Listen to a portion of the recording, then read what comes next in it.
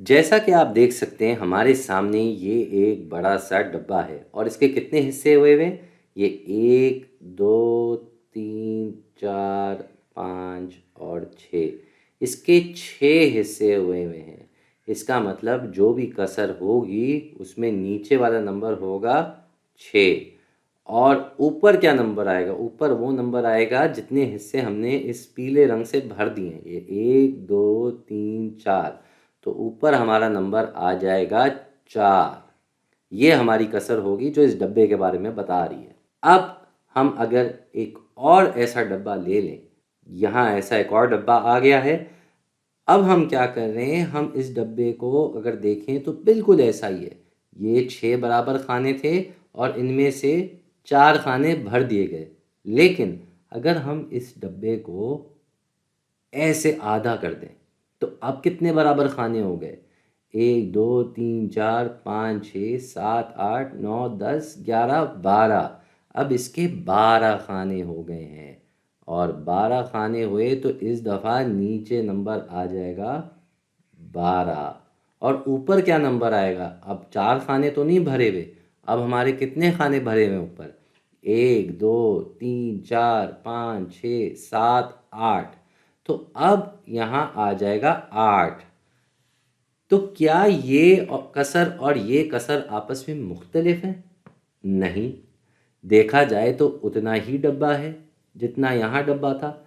फ़र्क सिर्फ ये है कि हिस्से जो हैं पिछली दफ़ा से दुगने हो गए। पहले 6 हिस्से थे, अब 12 हिस्से हो गए। उसी तरीके से पहले 4 हिस्से भरे थे रंग से, अब 8 हिस्से रंग से भरे, लेकिन उनका इलाका उतना ही है। इस लिहाज से ये कसर बुनियादी तौर पे आपस में बराबर है। इसको हम कहते हैं मसावी कसर, जो कि हमने पहले भी लिखा था, लेकिन आपके लिए हम फिर से इसको लिख देते हैं। ये है मसावी कसर। ठीक है जी, ये आपस में बराबर है। इसी तरीके से हम एक और मिसाल ले लेते हैं। फिर से हमने ये डब्बा रखा, लेकिन अगर आप गौर से देखें तो हमने इसके हिस्से कम कर दिए। ये बीच में से हमने हटा दिए, तो अब कितने बराबर हिस्से हैं? ये 1, ये 2 और ये 3। इसका क्या मतलब हुआ कि अब अगर हमारी कसर आएगी तो उसमें नीचे वाला नंबर यानी कि डिनोमिनेटर होगा 3 और ऊपर क्या आएगा? ऊपर आएगा वो नंबर जितने हिस्से हमने रंग किए हुए। कितने? ये एक पूरा हिस्सा और ये दूसरा हिस्सा, तो 2 आ जाएगा यहाँ पे। अब यहाँ भी डब्बे का भी उतना ही साइज़ है, उतना ही नाप है और रंग होने वाला इलाका अब भी उतना ही है जितना पहले था। तो इस लिहाज से ये भी इसके बराबर हुआ। ये तीनों आपस में बराबर हैं बुनियादी तौर पे कसर।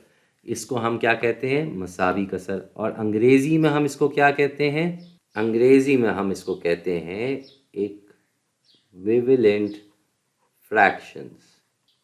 इक्वल से इक्विवेलेंट आता है और फ्रैक्शंस तो हम कहते ही कसर को हैं। तो यहाँ पे इनका हम रिश्ता भी समझ लेते हैं, इन कसरों का।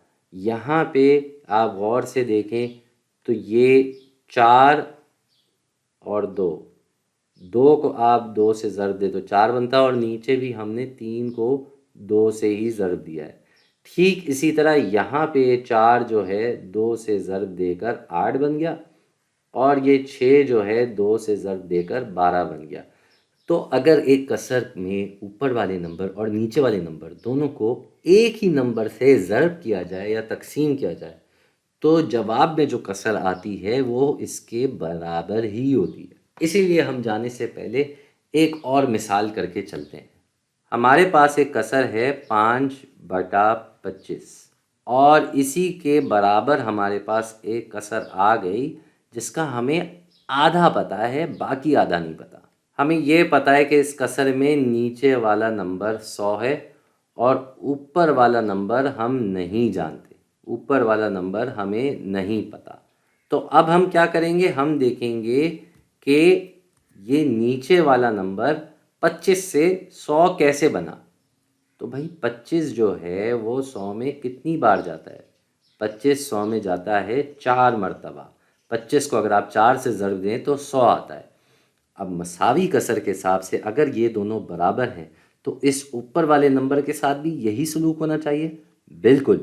تو ہم اس 5 کو بھی 4 سے ضرب دے دیں گے اور ہمارے پاس کیا آ جائے گا؟ ہمارے پاس آ جائے گا 20۔ تو یہ اس طریقے سے ہم نکال سکتے ہیں دوسرا نمبر اگر ایک نمبر غائب ہو۔ ایک اور مثال لے لیتے ہیں۔ اب ہمارے پاس ایک اور کسر ہے جس میں ہمارا اوپر والا نمبر ہمارے پاس ہے 1 اور نیچے والا نمبر ہمارے پاس نہیں ہے۔ تو اگر ہم غور سے دیکھیں تو یہ 5 1 میں کیسے تبدیل ہو سکتا ہے؟ یہ 5 1 میں تبدیل ہو سکتا ہے اگر ہم 5 کو 5 سے ہی تقسیم کر دیں۔ 5 کو 5 سے تقسیم کریں گے تو 1 آئے گا، اور اگر یہ بنیادی طور پہ برابر ہیں تو اس 25 کو بھی ہمیں 5 سے تقسیم کرنا ہوگا، بالکل۔ تو اس 25 کو بھی اگر ہم 5 سے تقسیم کریں گے تو نیچے جواب میں کیا آ جائے گا؟ 5۔ تو 1/5 ہو جائے گی ہماری کسر، اور ہم غور سے دیکھیں تو یہاں سب کسر آپس میں برابر ہیں۔ اوپر والے نمبر کو اگر آپ 5 سے ضرب دیں گے تو نیچے والا نمبر بن جائے گا تینوں کسر میں۔ تو یہ ہوتی ہے کچھ مساوی کسر کی خصوصیات۔